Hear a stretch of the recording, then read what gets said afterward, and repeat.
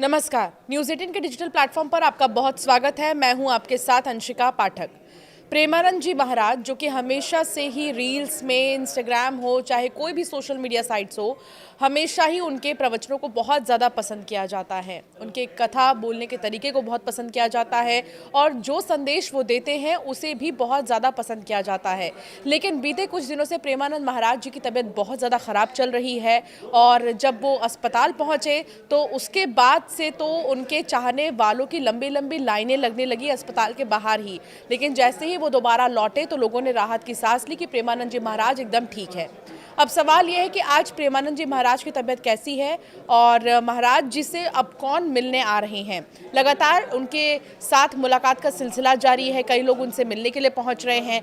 बीते दिनों आपने तस्वीर देखी होगी जब एल्विश यादव जो सोशल मीडिया इन्फ्लुएंसर है वो उनसे मिलने के लिए पहुंचे। इसके अलावा धीरेन्द्र शास्त्री उनसे मिलने के लिए पहुंचे और साथ ही रमन रेती के महाराज भी वहाँ पर मिलने के लिए उनसे पहुंचे।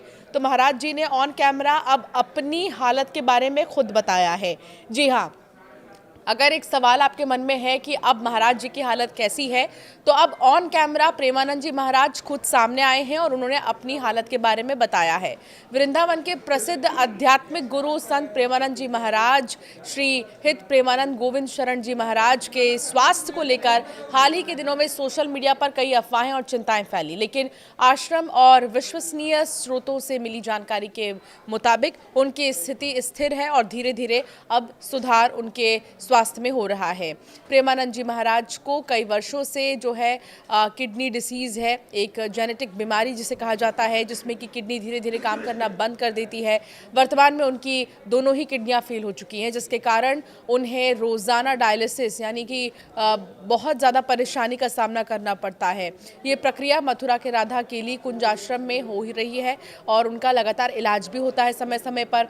15 अक्टूबर 2025 तक की रिपोर्ट्स के अनुसार वो सचेत और स्थिर है, लेकिन गंभीर स्थिति बनी हुई है। उनकी आंतरिक शक्ति और सकारात्मक सोच, जिसमें कि वो अपनी किडनियों को राधा और कृष्ण नाम देते हैं, उन्हें प्रेरित कर रखा है। डॉक्टरों के अनुसार पर्याप्त आराम से वो जल्द पूरी तरह से ठीक भी हो जाएंगे। वो अपनी नियमित भक्ति और सत्संग जारी रख रहे हैं, लेकिन 4 अक्टूबर से सुबह की पदयात्रा को अस्थायी रूप से स्थगित कर दिया उन्होंने, ताकि पूर्ण आराम मिल सके। दर्शन अभी उपलब्ध नहीं होंगे, लेकिन आश्रम में जो भक्त है वो पहुंच रहे हैं और लगातार उनसे मिलने का सिलसिला भी कुछ भक्तों का जारी है। फिलहाल अपील भी ये की जा रही है कि अभी बहुत जल्दी भक्त वहाँ पर ना जाए, क्योंकि अभी पूरी तरीके से वो स्वस्थ नहीं हुए हैं। पूरे देश में उनके स्वास्थ्य लाभ के लिए प्रार्थनाओं का सिलसिला चल रहा है।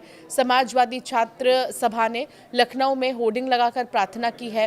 बाबरी मस्जिद के पूर्व पक्षकार इकबाल अंसारी और पत्नी ने दुआ मांगी है, जो महाराज जी के धर्म जोड़ने वाले संदेश को दर्शाता है।